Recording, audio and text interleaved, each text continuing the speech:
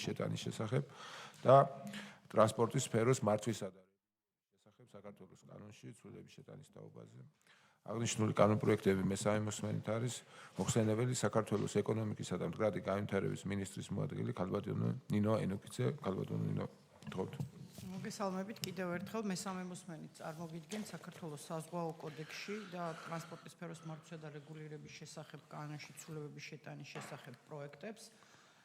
რედაქციული ხასიათის შენიშვნები მეორე მოსმენაზე იქნა სრულად გათვალისწინებული და შესაბამისად თუ დამატებით არ გაქვთ რედაქციული ხასიათის შენიშვნები, გთხოვთ დაგვიჭიროთ ხარ. კოლეგებო, მე მგონი აღარა ვინ არის მომხრე? მადლობთ ქალბატონო ნინო.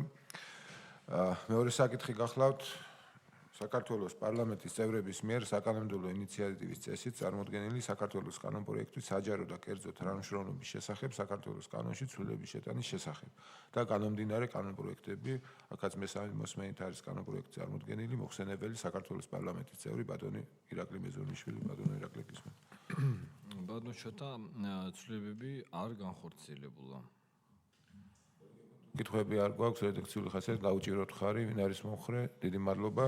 დღევანდელი კომიტეტის ცნობა დასრულებულია. მადლობთ.